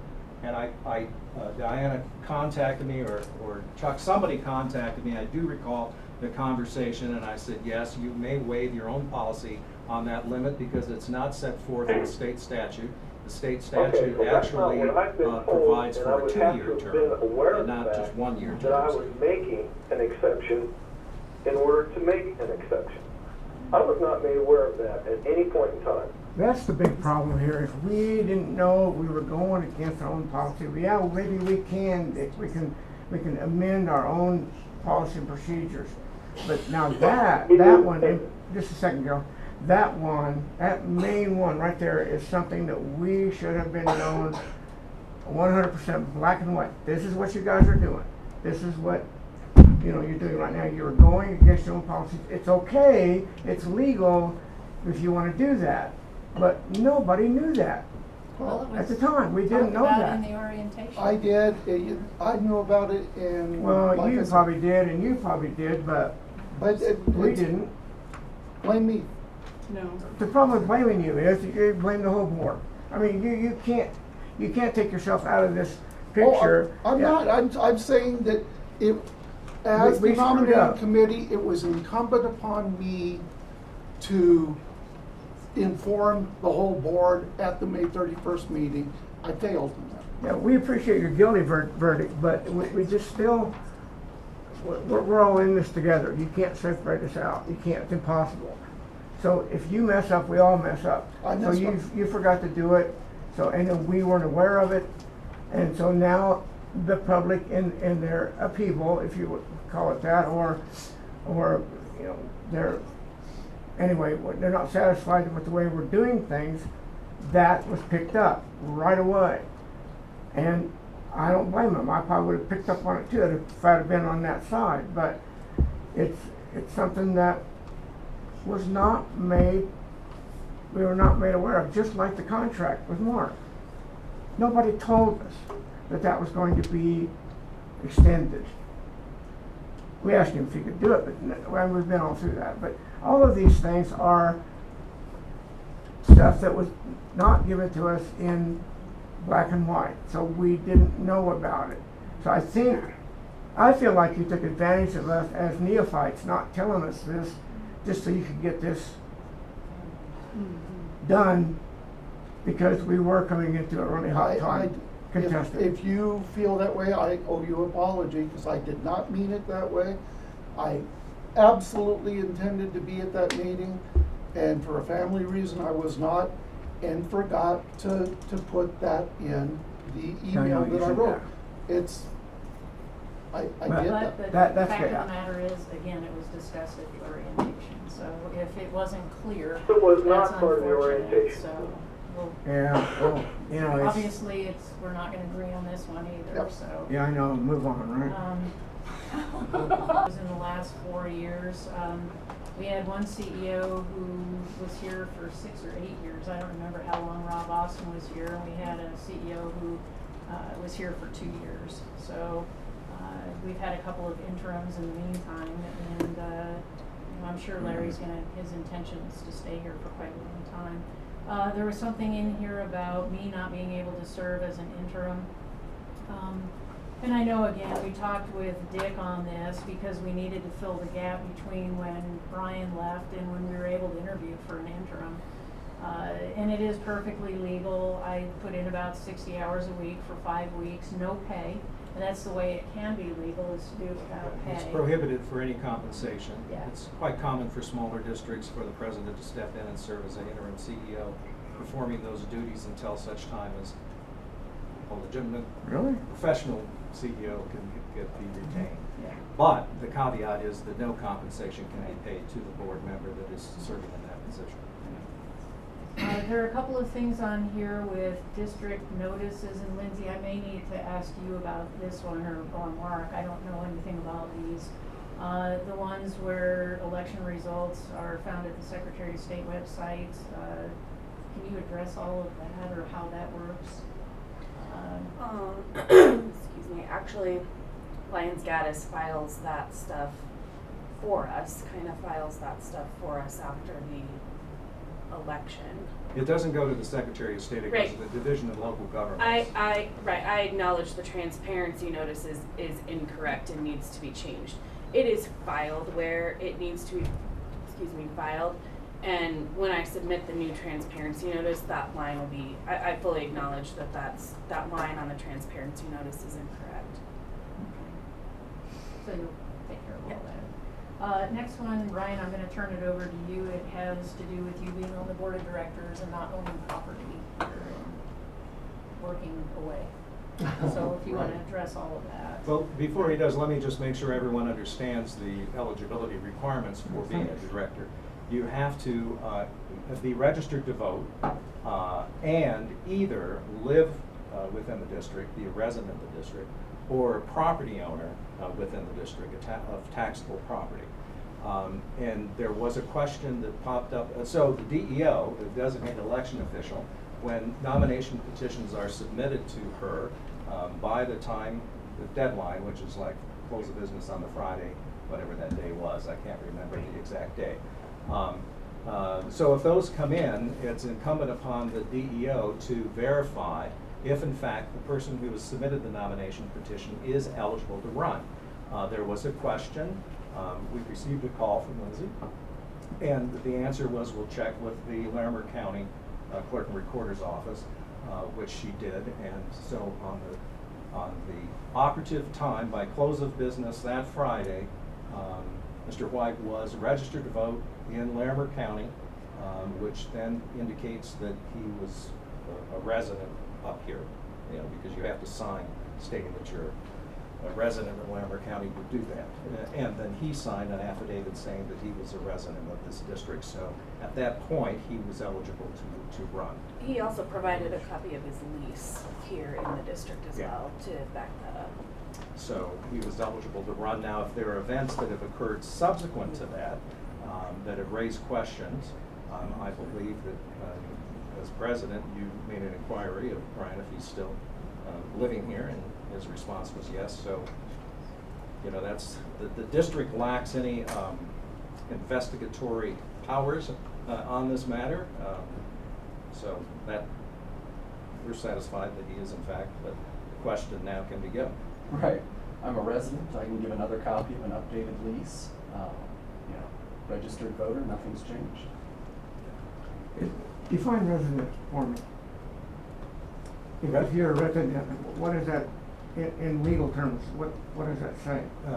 Legally, that is your place of residence where you call home, that you return to more often than not at the end of the day or whatever, and that is your primary domicile for purposes of all legal purposes. That's my only domicile. It is. So you're here more often than you're not here? It's my only domicile, so I can't be anywhere else. I mean, unless I'm homeless. No, but you're here more than you're not. Yeah. You are. You're here in Estes Park more than you're not here, right? I mean, I'm keep just pushing asking that. because Yeah. I want to make sure that we got this right. This You is know, my we get accused of domicile. I'm something, I here. mean- Yeah. How many I'm nights not have putting you you on slept the in hot your plate. Estes Park residence We're not last taking month? questions from the, No. I mean, sorry, this is a session. that- So, Right. I pay taxes here. I mean, by all my business is registered here by Okay. any definition. I know, I'm a resident. Brian.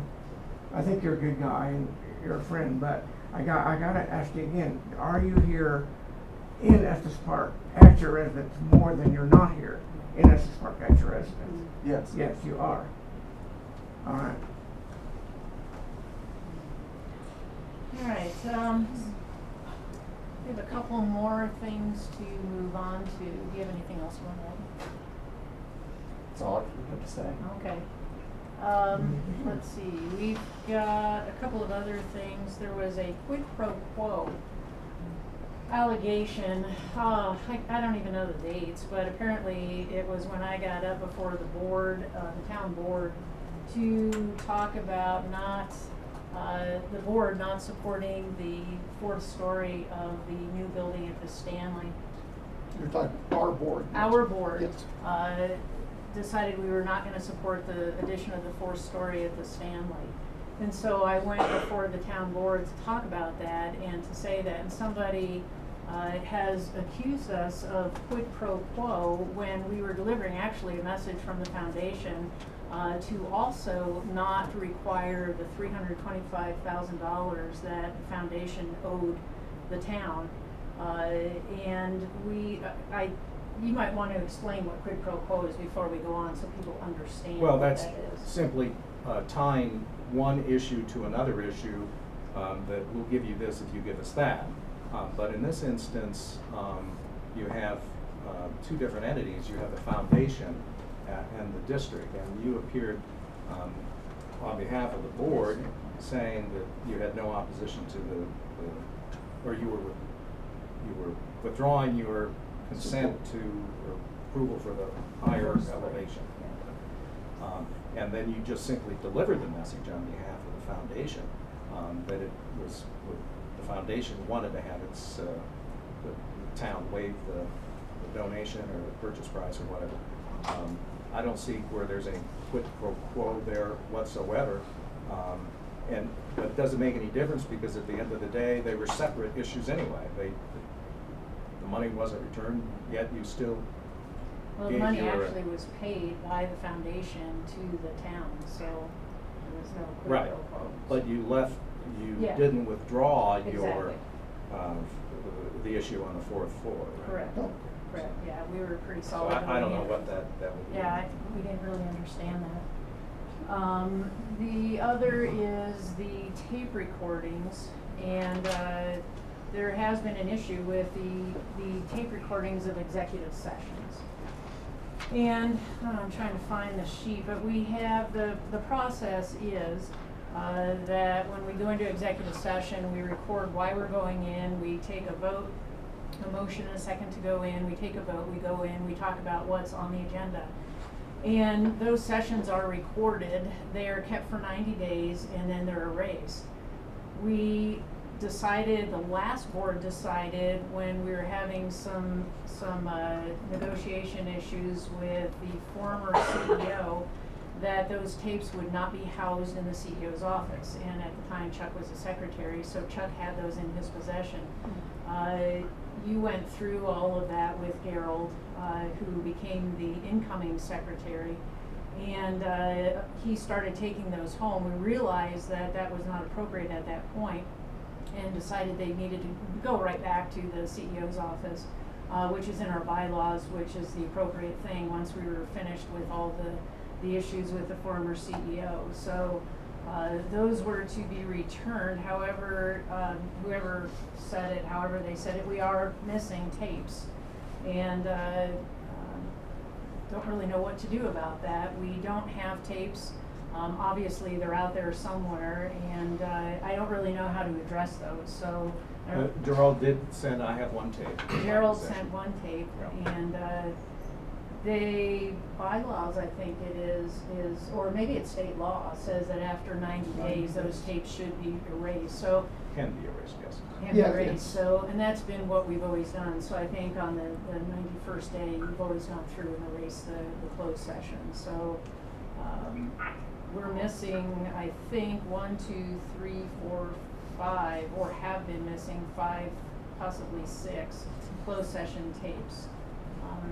Well, but if they were Some of them should erased, have been they erased should have been at this erased, point. and now they're But not we're really still missing. lacking August, let's I have see. the August You one. have one August one, there were 3. Oh. And we have a September 19th, and I don't know which ones you have, so. I So those tapes were all in the possession of the CEO, and when I requested to hear them, they were unavailable. They've been erased. I don't know who directed who to erase them. They're erased prior to the 90 days. And I guess we need to know why, and where, and how, because all of these little things where we said we decided, we can't go back to the tapes and prove otherwise. That's part of the issue. It would be nice to have those tapes to be able to go back. Oh, I'd love to have those tapes. So would I. So where Where are those tapes? We have- Well, Mark Gregson had them. Now, I will refer to an email I sent to Gerald on November 16th, where I detailed the fact that we were in possession of that as of after the first meeting in August. After that, it was used. We didn't have possession of it because there were subsequent meetings after that. I didn't have control over may I continue? We didn't have possession over the balance of that time frame. And they were marked, and it says August on the side of the recording. The only thing we had in our possession was one that said June, and at the time frame that was appropriate to be erased, that one was erased. But the recording that they kept 4 tapes, and each of them had labeled 4 months, 3 months, and so it rotated every 90 days. So once you did it, then it would be erased when the next tape was used. So there was a process to be able to have that, which was fine. I did not have and have not had in possession since that first meeting in August, following the first meeting, the August tape. I don't have it. And I replied to you that that's the case. Now, apparently it was used because you had subsequent meetings, and then at one point it didn't work and you used your cell phone. So I just suggest that we don't have possession of the one that was marked August, and to that end, we changed the process. And that is, we bought a new system. We have now taken possession of that. We have a process in place where it is maintained. It has been erased every 90 days. But since the September meeting, everything now is preserved according to that process. So we have taken the opportunity to improve the process to mitigate this ever happening again.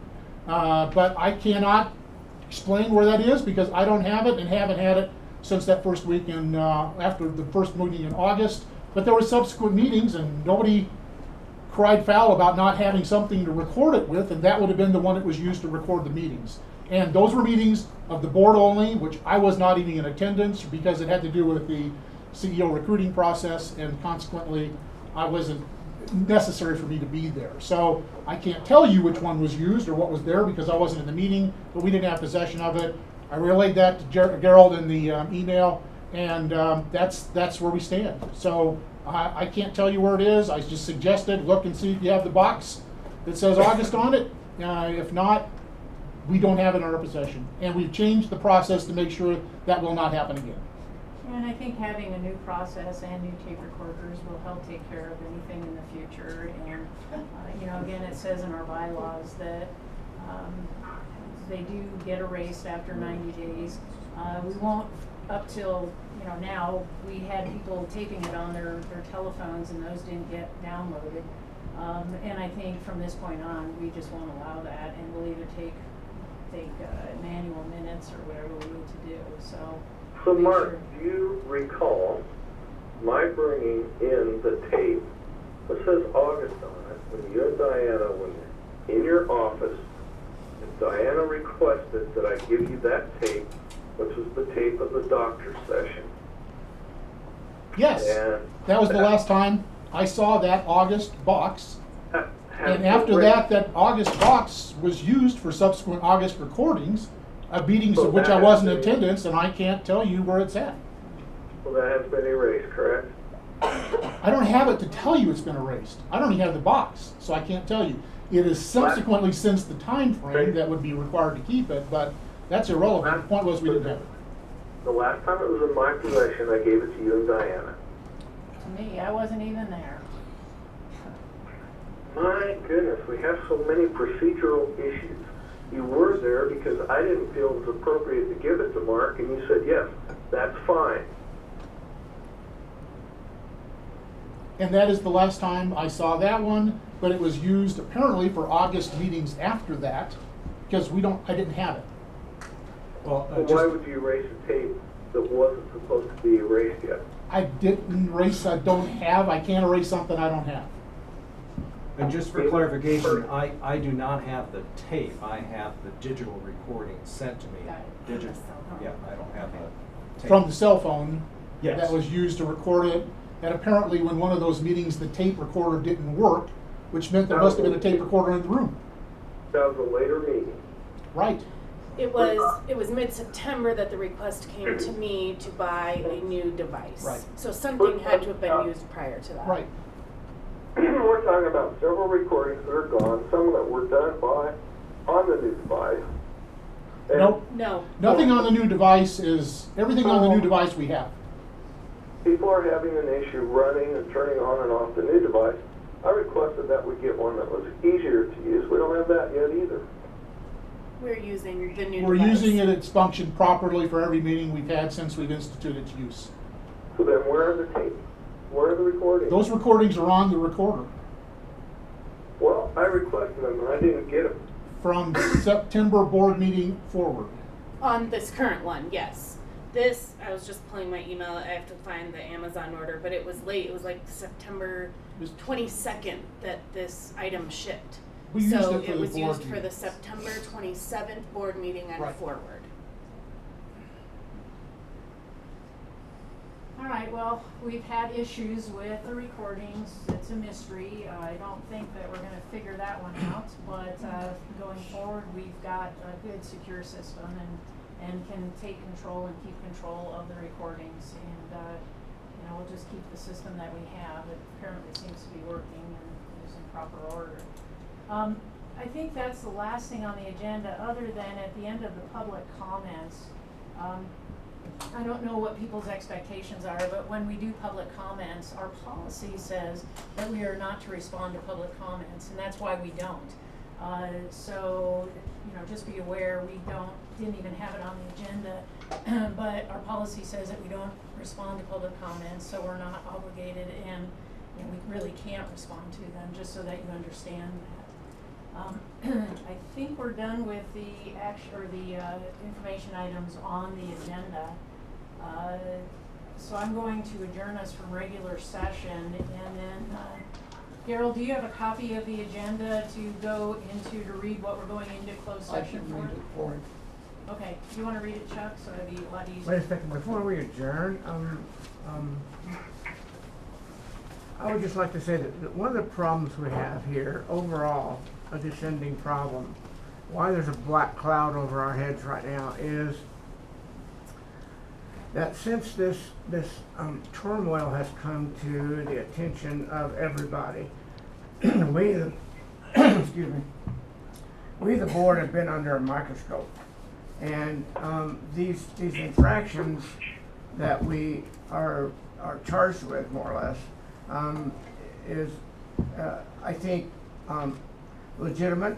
There's no question some of them are legitimate. Whether they're oversight or whether they're deliberate, I don't know. But we are at this, it's just the fact that because we moved on from something without it being quote unquote settled, I got this nagging feeling that it's not gonna go away. It's, this whole thing is the fact that we're not doing it exactly like we're supposed to do it.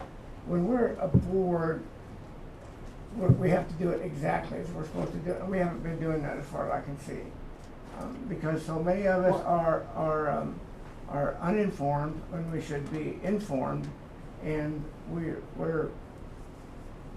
just don't know what we're supposed to do and what we're not supposed to do and how we're supposed to act and that kind of stuff. So some of this stuff was kind of passed over, and maybe was the way that the previous boards did it. I don't know. It's possible. But since I've been on here, now that all this has come to light, yeah, I can see where there's a valid gripe, and I think it all stems from that one thing that we did that blew up this whole thing. Once it blows up, it's hard to recontain. It's almost impossible. So maybe we need to clear out. I don't know what the answer is, if there is an answer. But I'm just saying that because we talked about it doesn't mean that we've satisfied the staff and the public. I just don't think that's, I think we're gonna hear more and more and more about it. That's just my opinion. I think it'll be on the agenda for the next session. That's what we said we would do, is put it on the agenda for the next regular session. I think that as a board, we have a lot of work to do. And we've had more orientations with this board than we ever have in the past. We need more education, we need more orientation, we need more team building.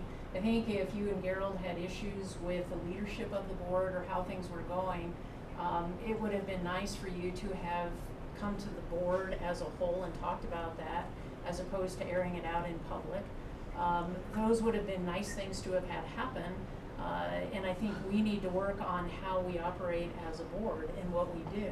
And if everybody's willing to do that, I think we can. But I do think that, we wanted to have this special meeting, and Gerald had been trying to have a special meeting for a while to address these things, and it makes sense to have a meeting to address this sooner rather than later. So we went through and did what we said we would do, is address the issues after looking at them and having legal counsel help look at them as well. But that doesn't take care of all the outstanding issues, and we have several. I mean, one is the termination and the fact that people are upset about that. And then we have the struggle on the board, and they're all getting blended in and mixed together. And if we can work on that, I think we need to. But we can't do it when we have a split board. And people have to be willing to come together and work on the issues. And we have a nice opportunity with the new CEO coming in to figure out how we want that to happen with the new CEO and move forward with that. Yeah, I go back to this being a big deal. I mean, I took exception to your statement of you wish we wouldn't have aired it in the public. We didn't. The public came to us and go, hey, what are you doing? What are you guys doing here? You're really screwing up. And so we made comments on it, and all of a sudden, I'm the one that's helping everybody out. All I'm doing is answering, to the best of my knowledge, what really happened. Well, it's not helpful, though, when we all were in board meetings and we were all informed of the personnel decision, and now it looks like, because people have been saying we didn't know what was going to happen, that doesn't help public perception. Everybody on this board was in meetings where we talked about that and we knew what was going on. And so now we have two board members who are were not owning up to that, of knowing what happened and what was going to happen. And that's not helpful in going out to the public and being together as a board and helping them understand that we delegated to Mark. And that's where all of this started, and then it grew into a lot of assertions here that came from within the board, and Right. that's not helpful. I'll tell you what would have really been helpful if we would have been informed, as you say, about some of these transgressions that we've been accused of, because we weren't informed. And so when we get nailed out there in the public and ask for an explanation why we did this or that, I hate to say it, but I'm going, I didn't even know we did it, you know, Well, I mean. again, there's a split between two people on the board and usually the rest of the board of knowing or not knowing. So we could sit here all day and say we knew we didn't know. We're never going to agree on that stuff. So I think what will benefit everybody moving forward is coming together and figuring out a better way of communicating and I think we're doing past whatever that. we need to do to not have perception of whether we did something wrong or not. I don't think anybody on the board is opposed to looking at how we do things and doing them better if we can. But to go back and sit and, I mean, it's a he said, she said kind of a thing. You know, we say, yes, we did, and you say, no, we didn't. Well, we have a communication issue. I think that's fairly apparent, and we need to figure out how we're going to address that as a board. I don't think And there's we've not had communication issue at issues all. with previous boards in any of this stuff. And obviously, with a new board, the dynamics change, the personalities change, and all of that. And we need to figure out a way to deal with that. And I think if we can do that from this point moving forward, we can be a lot more effective and try to address the concerns that have been brought up by you and Gerald and move forward. It's not been brought up by me and Carol, it's been brought up by the public, and so what are we gonna do after the public say, okay, we're sorry, we messed up with some, we won't do that anymore, so go away. I mean, that's what we're trying to do. I don't think we're saying that. We're saying we're Oh, trying yeah? to address the What are we issue. saying then? I mean, what more would you like to have happen with the issues that were brought up? We looked at them, we addressed them. Some of them are people don't remember, or people remember them differently. What is your thought? Well, I like to So see my happen. personal I don't think we're helping, I want to see observation is happen. that our attorney knows more about what our board is deciding than our board does. There were a lot of meetings that, you know, I was present at, where you and Mark were sitting there, I handed you the tape recorder, and you absolutely just don't remember that, but you do have possession of the tape recorder and the recordings. There's just a lot of that kind of stuff going on. The fact that you were running for a third term as president, and the 3 new board members were unaware of that, and we decided by consensus that doesn't float. I'm sorry. You Well, know, that's we how were we've honored- done business in the past, by consensus, and you know, your new board members, I think somebody mentioned in here, you do have a very high learning curve, and maybe some things needed to be spelled out a little bit more, and if that's the case, We then, thought it was spelled out in you the know, policy and procedures, I mean, And that's what it we in were is. going meeting with. with previous It is. board members, Diana, they have gone to classes that talk, you know, that teach them about the CREC rules and what we can and what we can't do. I've had no class. My orientation has been Dick Lyons comes in and introduces himself. We've got some Morgan Stanley people come in and introduce themselves, give us a pile of papers. Oh, by the way, here's your policies and procedures manual. Well, let's move on. That is not an orientation. That's not an education. well, you've had more orientation than the last several boards. Maybe, but it's not adequate, It's is it? not, No. and that's fine, we can do more, that's not an issue. We We'll better do certainly be more. willing We to don't do wanna be more. Well, we offered education. A number of board meetings ago, we offered the opportunity for education. I know you were trying to go, I attended one, you weren't able to attend. I don't know, Gerald, did you ask for to be able to go to a class on the regulations? I mean, it's not something that I think this board would turn down. I wasn't aware there were any, Brian. I'm just thinking that the orientation is what we're getting. I didn't know there was other I'm just options. saying, we as a board were offered and offered each other the opportunity for education. It's incumbent upon us to go figure out what education we want that would help us in our positions. You know, now you know it's available. Ask for it if you want to go to it. Oh, I will now. Cool. All right, so we will put more on the agenda at the next meeting that we have when Larry gets here. I'm again going to adjourn us from regular session, and Chuck, do you want to go ahead and read the executive session call to order? And thank everybody for being here. Pursuant to section 24-6-4024 E CRS, for purposes of discussing possible contractual